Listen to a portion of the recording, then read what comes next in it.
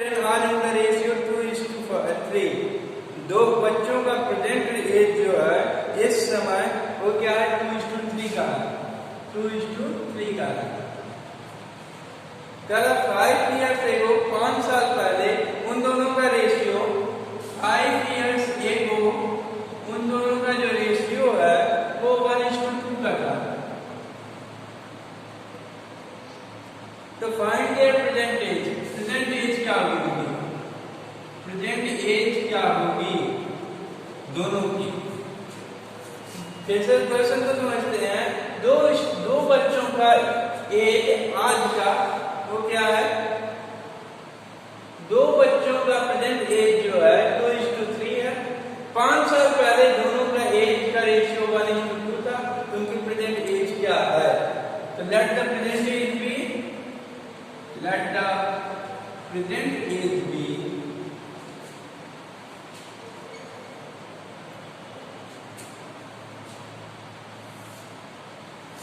2x and 3x respectively। मान लेते हैं कि उन दोनों बच्चों की आज की एज जो है वो 2x है और ये 3x है। क्लियर? अब 5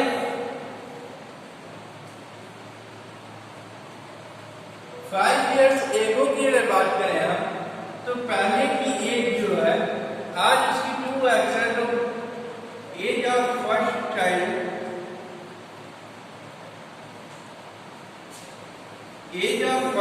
क्या हो जाएगा 2x - 5 और एज ऑफ सेकंड चाइल्ड क्या हो जाएगा 3x - 5। Is it clear now? Age of first child 2x - 5, age of second child 3x - 5. Okay? According to question, जो इन दोनों का रेशियो है 5 साल पहले का एज का जो रेशियो है that means 2x - 5 upon 3x - 5 ये किसके इक्वल है? 1:2 के इक्वल है। क्लियर? ये 1:2 के इक्वल है। आप इसको क्रॉस मल्टीप्लाई करके इसको सॉल्व कर लेंगे। 2 यहाँ जाएगा तो 2x - 5 is equal to 3x - 5। Is it clear? ये हो जाएगा बेटा 4x - 10 is equal to 3x - 5। इसको साइड ले जाएंगे, इसको साइड ले आएंगे। 4x - 3x is equal to 10 - 5। x की वैल्यू आ गई 5। तो प्रेजेंट एज क्या? प्रेजेंट एज ही बताना था। प्रेजेंट एज 2x है तो इसकी जो 2x है तो 2 × 5 ये 10 साल का हो गया। और एक 3x तो ये हो गया 3 × 5 ये हो गया 15 साल का हो गया। क्लियर? अब क्वेश्चन चेक कैसे करते हैं बेटा? कह रहा है कि 5 साल पहले इन दोनों का रेशियो 1:2 का था। तो आज से ये 5 साल पहले 5 वर्ष का रहा होगा। ये आज से 5 साल पहले 15 वर्ष का। तो अगले 5 साल पहले 10 वर्ष का था। इन दोनों का जब रेशियो निकालेंगे तो 5:10 का रेशियो निकालेंगे तो 1:2 आएगा। तो यही क्वेश्चन है आपका। तो इससे इस तरीके से क्लियर हो जाता है कि आपका आंसर बिल्कुल भी सही है। आपको पीछे देखने की कोई जरूरत नहीं है। इसी के साथ आ जाते हैं हम नेक्स्ट क्वेश्चन पे। नेक्स्ट क्वेश्चन ये कहता है कि a playground is 30 meter longer than its wide। एक प्लेग्राउंड है, एक क्या है? प्लेग्राउंड है। सर उसकी जो लंबाई है उसकी चौड़ाई से 30 मीटर अधिक है। उसकी जो लंबाई है उसकी चौड़ाई से 30 मीटर अधिक है। 30 मीटर लंबा है और पेरीमीटर दिया हुआ है। इसका पेरीमीटर दिया हुआ है 300 मीटर। इस ग्राउंड की लंबाई पेरीमीटर जो है वो 300 मीटर दिया हुआ है।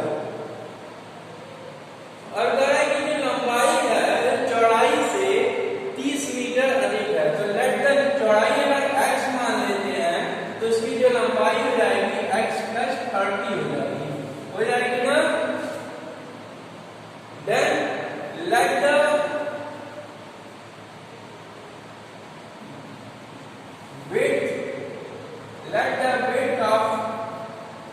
डाउन भी x, ले डाउन भी x। तो लेंथ कितना हो जाएगा?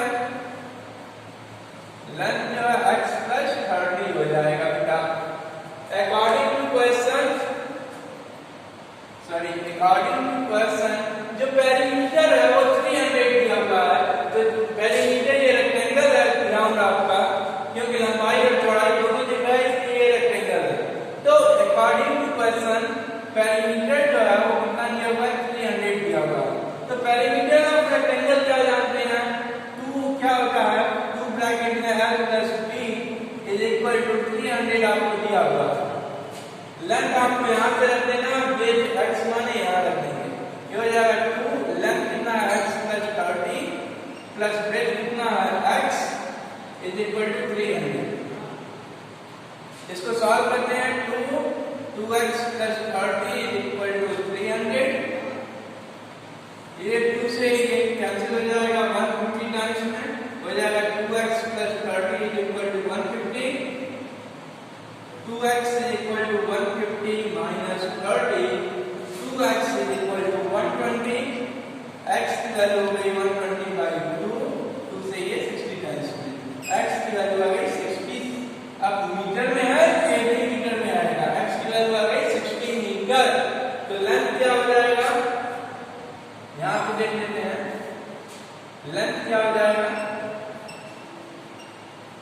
x प्लस 30 है, that is 60 plus 30 is equal to 90. Is it clear now? Clear हो गया? क्या हो जाएगा? 90. Then एरिया आपको बताना था, एरिया क्या होगा इसका? तो एरिया A बराबर होता है एरिया ऑफ रेक्टेंगल, आप जानते हैं L into B होता है। तो लेंथ आपको 90 दिया हुआ है, इनटू ब्रेथ आप अभी निकाले हैं 60, 90 into 60 कर देंगे, 9 से 54, फिर 20 मीटर स्क्वायर, यही आपका आंसर हो गया। Clear now? नेक्स्ट क्वेश्चन, आप अपने बुक को काफी हेल्प ले सकते हैं, जिसके पास बुक होगा।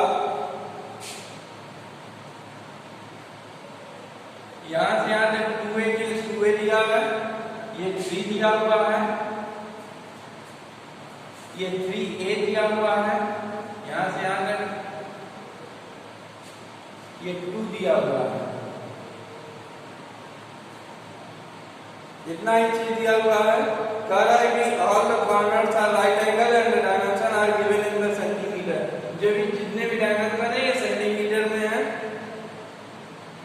Find A if perimeter is 1 metre. Perimeter दिया हुआ है 1 मीटर, किसका? सिर्फ और सिर्फ सैडेड का।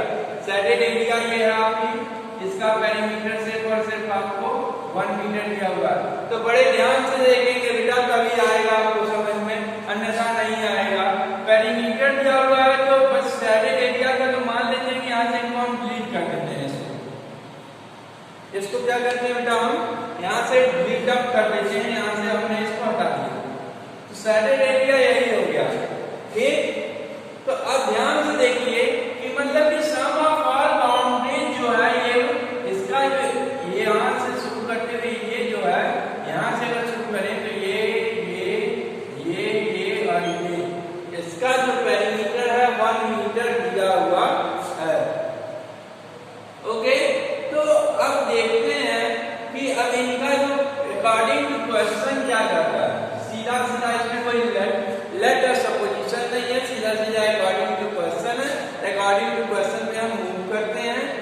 तो अकॉर्डिंग टू क्वेश्चन क्या है, तो अब पेरीमीटर अगर पकड़ते हैं तो यहाँ से यहाँ तक की लंबाई, यहाँ से यहाँ तक की लंबाई 3 है, तो ये 3a हो जाएगा। 3a, सॉरी उससे पहले अगर हम यहाँ से शुरू करते हैं तो ये हो जाएगा 3 प्लस 3a, फिर अब इधर नीचे आएगा तो ये है 2a प्लस 2a प्लस, अब इधर चलते हैं तो ये है 2 प्लस 2 प्लस, अब यहाँ से यहाँ जाएंगे, यहाँ से यहाँ जा रहे हैं तो यहाँ से यहाँ तक की 2 है और यहाँ से यहाँ ये 3 है, तो ये लंबाई हो जाएगी 2a प्लस 3। यहाँ से लेके पूरा कंप्लीटली ये हो जाएगी 2a प्लस 3, तो ये हो जाएगा 2a प्लस 3 प्लस, अब यहाँ से यहाँ तक की लंबाई देखते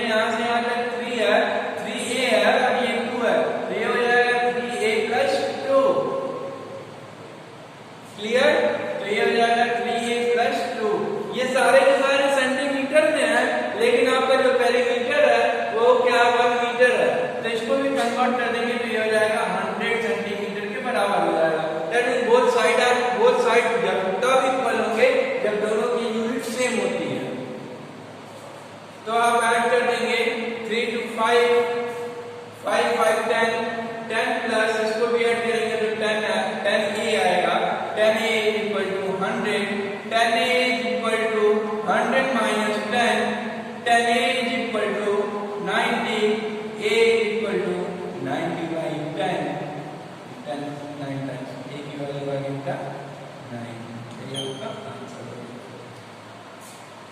इज इट क्लियर? अब देखते हैं क्वेश्चन नंबर 20।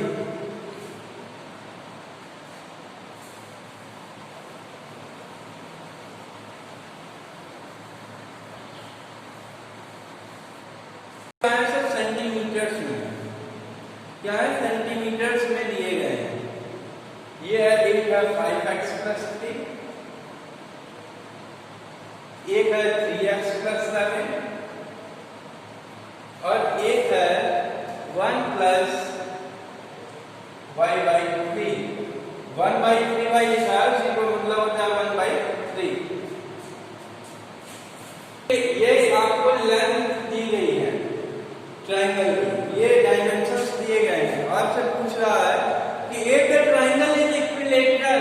अगर ये ट्रायंगल इक्विलेटरल ट्रायंगल है तो x एंड y की वैल्यू क्या होगी, x एंड y की वैल्यू क्या होगी, यही पूछ रहा है आपसे। तो आप जानते हैं कि इक्विलेटरल ट्रायंगल ऐसा ट्रायंगल होता है जिसमें कि तीनों साइड आपस में बराबर होती हैं। तो अकॉर्डिंग टू क्वेश्चन क्या करेंगे कि इन दो साइडों को पहले इक्वल कर लेंगे, इन दोनों को इक्वल कर लेते हैं। 5x plus 3 is equal to 3x plus 7। ये साइड क्या होगी बेटा, आपकी इक्वल हो जाएगी। तो यहाँ से 5x minus 3x is equal to 7 minus 3, 2x is equal to 4, x is equal to 4 by 2, x is equal to 2, x की वैल्यू आ गई 2।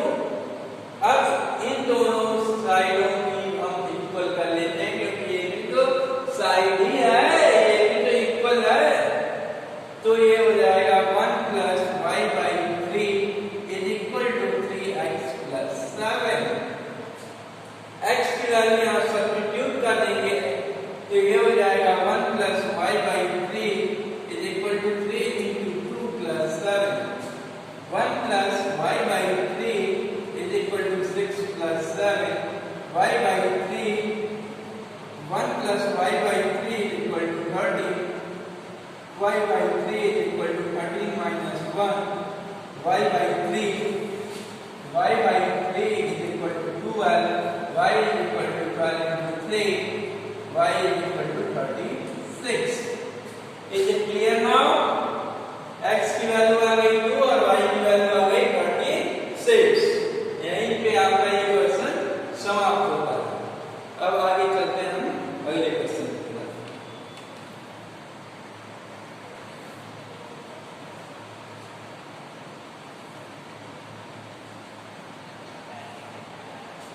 कुछ इस प्रकार से बनाया गया आपका कि ये x सेंटीमीटर है और ये x प्लस 20 सेंटीमीटर। क्लियर? ये x है। ईच स्टोन है लेंथ 20 है, इससे कोई मतलब नहीं है, ये x है, ये x प्लस 20 दे दिया है। आपसे पूछा है कि डायमेंशन ऑफ ईच स्टोन कितना होगा, लेकिन एक बात ये कह दिया है कि 6 पेविंग स्टोन जो है वो क्या है, एक स्क्वायर अरे में अरेंज किया गया। दैट मीन्स कि आप 6 को अरेंज किए हैं कुछ इस प्रकार से, तो इसका लेंथ और इसका लेंथ बराबर हो जाएगा। क्लियर? तो अकॉर्डिंग टू अगर ये x है तो ये भी x होगा और ये भी x होगा। ये x प्लस 20 है तो ये भी x प्लस 20 होगा। और अकॉर्डिंग टू क्वेश्चन जो है, अकॉर्डिंग टू क्वेश्चन जो है यही है कि x प्लस x जो है वो x plus 20 plus x plus 20 के बराबर है, क्योंकि ये स्क्वायर अरेंजमेंट किया गया है। 6 पत्थर लगाए गए हैं तो उनको कुछ इस प्रकार से अरेंज किया गया है। ये रेक्टेंगल है लेकिन उनको इस प्रकार से अरेंज किया गया है कि वो स्क्वायर क्लियर नाउ? तो ये हो जाएगा बेटा 3x equal to 2x plus 40, 3x minus 2x equal to 40, x equal to 40 centimetre. Centimetre में तो सेंटीमीटर या मीटर में होगा तो मीटर, ठीक है? हाँ सेंटीमीटर में ही है। तो x की वैल्यू आ गई 40। तो और एक दूसरे पत्थर का ये क्या है, चौड़ाई है बेटा। ये एक पत्थर की अगर बात करें तो ये इसका अगर चौड़ाई है एक पत्थर का, तो इसकी लंबाई क्या होगी, लेंथ इज इक्वल टू क्या हो जाएगा, x plus 20 is equal to 40 plus 20 is equal to 60 centimetre. Is it clear now? अब कह रहा है the area of ground space the stones are occupying. अब इसका गोल पार्ट का एरिया बताना है, यहाँ से लेके ये पूरे का आपको एरिया बताना है। तो एरिया क्या हो जाएगा, ये x है, तो यहाँ से यहाँ तक की जो लेंथ होगा वो क्या हो जाएगा बेटा, x की वैल्यू आई है 40, तो 40 40 40 ये क्या हो जाएगा 120। और ये स्क्वायर का फॉर्मेशन कर रहा था, ये 6 स्टोन्स को हम मिला दे रहे थे, तो ये स्क्वायर का फॉर्मेशन कर रहा था। तो एरिया क्या हो जाएगी 120 into 120 इज इक्वल टू 144 पे double D centimetre square. Next है perimeter of the same ground space. Perimeter of the same ground space क्या हो जाएगा, ये हो जाएगा, ये स्क्वायर का फॉर्मेशन कर रहा था जिसका साइड 120 है, तो 4 इंटू साइड होता है इसका formula. Area sorry perimeter of square होता है 4 इंटू साइड, तो 4 into 120 is equal to 480 centimetre. यही आपका आंसर हो जाएगा और यहीं पे आपका 21% समाप्त होता है। अब चलते हैं हम क्वेश्चन नंबर 22 पर। किलोमीटर 2.5 आवर में ट्रैवल किया। एक वॉकिंग पार्ट जो था, मैंने 2 पार्ट में उसको किया। तो वॉकिंग पार्ट जो था 3 किलोमीटर पर आवर के हिसाब से ट्रैवल किया। Clear? And travelling on scooter, और जो रेस्ट बचा उसे मैंने स्कूटर से कवर किया। स्कूटर की स्पीड क्या थी 24 किलोमीटर पर आवर स्कूटर की स्पीड थी। तो बताना है कि मैंने कुल कितनी दूरी जो है पैदल चल के ट्रैवल किया। फिर से समझ लीजिए, 25 किलोमीटर कुल डिस्टेंस था, मैंने उसको 2.5 आवर में कंप्लीट कर लिया। लेकिन उसमें भी मैंने 2 तरीके से उसको कंप्लीट किया। एक को वॉकिंग के थ्रू, वॉकिंग की स्पीड थी 3 किलोमीटर, कुछ डिस्टेंस मैंने वॉकिंग से की, वॉकिंग की स्पीड थी 3 किलोमीटर पर आवर, और जो बची हुई दूरी थी उसे मैंने 24 किलोमीटर पर आवर की मदद से, स्कूटर की मदद से 24 किलोमीटर पर आवर की स्पीड से मैंने कवर अप कर लिया। तो अब बताना ये है कि मैंने वॉकिंग से कितना डिस्टेंस ट्रैवल किया। तो लेट द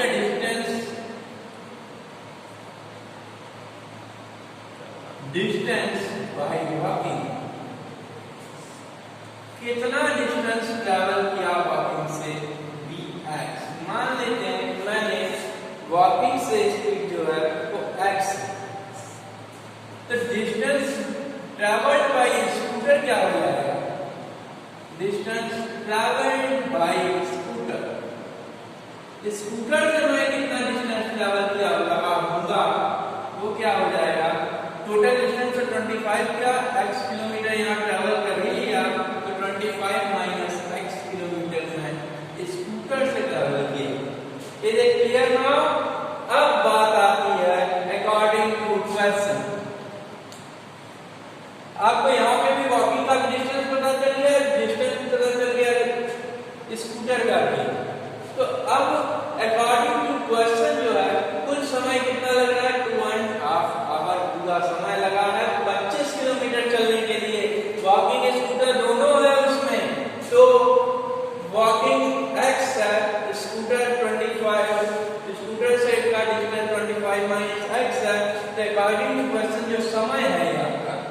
ये समय दोनों का बराबर है, सॉरी दोनों के सम के बराबर है ये आपका समय। तो हम निकाल लेंगे कि इस वॉकिंग में कितना समय लगा और स्कूटर में कितना समय लगा, वॉकिंग से चलने में कितना समय लगा और स्कूटर से चलने में कितना समय लगा डिस्टेंस को ट्रैवल करने के लिए। तो उन दोनों का सम जो है वो 2.5 आवर के बराबर हो जाएगा। तो आप जानते हैं कि time is equal to distance upon speed होता है। तो time is equal to distance upon speed. तो टाइम क्या हो जाएगा, x डिस्टेंस है, स्पीड कितनी है 3 है, plus 25 minus x upon 24 is equal to 2.5 hour. ये भी आवर में है, ये भी आवर में है, ये भी आवर में है। आपका इक्वेशन बन गया, आप इसको सॉल्व करेंगे। तो ये हो गया x/3 plus 25 minus x upon 24। इसको इम्प्रॉपर में बदल देंगे, 5/2 हो जाएगा। 3 24 का एलसीएम होगा 24, ये हो जाएगा 8x plus 25 minus x is equal to 5/2। 8x में से x गया 7x minus 25 upon 24 is equal to 5/2। Is it clear now? Then 7x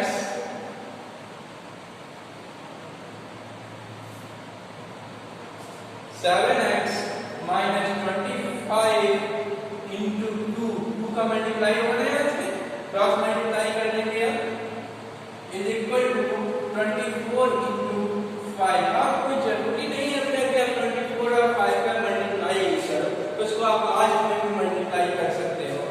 तो ये हो जाएगा बेटा 7x minus 25 में 2 मल्टीप्लाई में साइड में डिवाइड हो जाएगा, 24 into 5 डिवाइड बाय 2 से आप डिवाइड कर लीजिए, 12 हो गया। 7x minus 25 is equal to 60। 7x is equal to 60 plus 25, 7x is equal to 85, x is equal to 85 by 7, 7 under 7, 3 7, 7 under 7, oh sorry, 7 under 7, 1 under 3 is 3 under 5, 7 3 ja, so sorry, 7 5 ja 35 है ना, 7 under 7, sorry, mistake हो गया कहीं का। 7x is equal to 35, x is equal to 35 by 7, 7 से 5 cancel, x की value आ गई 5, x का मान थे किलोमीटर, हो गया 5 किलोमीटर। पैदल चलने का क्या था 5 किलोमीटर, तो 5 किलोमीटर ये आपका आंसर हो गया। क्लियर? चलते हैं नेक्स्ट क्वेश्चन की तरफ। कह रहा है कि एक साइक्लिस्ट है जो कि एक x किलोमीटर की दूरी, तो वो a से b की दूरी जो है x किलोमीटर है। एक साइक्लिस्ट है a से b पे जाता है और b से a पे जाता है, और दोनों जर्नी को कंप्लीट करने में उसे 5 घंटे लगते हैं। टोटल जर्नी में उसका समय जो है टोटल टाइम टेकन जो है वो क्या है 5 आवर। टोटल टाइम टेकन क्या है वो 5 आवर का है। और कहा a से जब जाता है तो वो 8 किलोमीटर पर आवर के हिसाब से जाता है, और b से जब आता है तो 12 किलोमीटर पर आवर के हिसाब से आता है। Is it clear now? Clear? तो a से जब b की तरफ जाएगा और b से a की तरफ जाए, a से b की तरफ जाएगा तो 8 किलोमीटर पर आवर के हिसाब से आएगा, और b से जब a की तरफ जाएगा तो 12 किलोमीटर पर आवर के हिसाब से जाएगा। और टोटल टाइम जो है a से b पे जाने में और b से a पे आने में उससे कुल कितना समय लगेगा 5 घंटे लग रहे हैं। तो अब इसमें बताना ये है आपको कि x की वैल्यू बता देनी है, मतलब x से आपका डिस्टेंस है, डिस्टेंस की वैल्यू आपको बताना है। तो अकॉर्डिंग टू क्वेश्चन आप देख पा रहे होंगे कि जब यहाँ से यहाँ तक पूरा x किलोमीटर 1 घंटे में 8 किलोमीटर पर आवर पे वो ट्रैवल कर रहा है। तो अकॉर्डिंग टू क्वेश्चन जो समय होगा x अपॉन 8 हो जाएगा इसका यहाँ से यहाँ तक जाने में, प्लस अब यहाँ से वही x kilometre 12 kilometre per hour के साथ जा रहा है। दोनों समय x upon 8 plus x upon 12 ये किसके इक्वल, 5 के इक्वल। क्यों? क्योंकि इसका समय और इसका समय यही था, दोनों समय का 5 घंटे के बराबर है। एलसीएम ले लेंगे बेटा 24, 3x plus 2x is equal to 5, 5x upon 24 is equal to 5. 5x is equal to 5 into 24. X is equal to 5 into 24 upon 5. 5 cancel. X is equal to 24 kilometer. Is it clear now? Clear? Next question.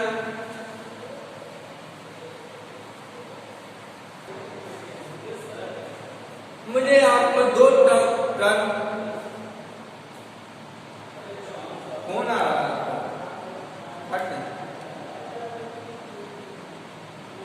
तो और down stream मुझे आपको दो terminology आपको बतानी है। तो up stream क्या होता है, डाउन स्ट्रीम क्या होता है। अप स्ट्रीम ये होता है कि नदी अगर आप नदी इधर बह रही है आपकी नदी और आप ऐसे चल रहे हैं तो ये हो जाता है अप स्ट्रीम का कंडीशन। ये रिवर है और ये आपका बोट है, तो ये कंडीशन होता है अप स्ट्रीम का। और रिवर भी इधर है और बोट भी इसी डायरेक्शन में चल रहा है, तो ये कहलाता है डाउन स्ट्रीम की कंडीशन। इसी पे ही हमारा नेक्स्ट क्वेश्चन बेस्ड है, ये क्वेश्चन नंबर 24। अब ध्यान से हम इसको समझने की कोशिश करते हैं। A man rose upstream in still water at 3 km per hour and back to the same place at 5 km per hour. He takes 48 minutes altogether. How far upstream did he go? Sir एक आदमी है जो कि upstream में 3 kilometre per hour के हिसाब से कुछ डिस्टेंस ट्रैवल करता है और फिर उसी जगह पे डाउन बैक आ जाता है 5 किलोमीटर पर आवर के हिसाब से। अगर वो दोनों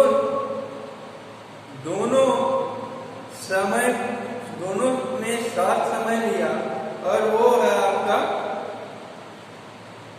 48 किलोमीटर का, तो हाउ फार अप स्ट्रीम में वो कितना गया।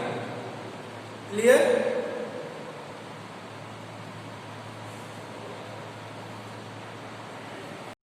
Let the upstream distance be x.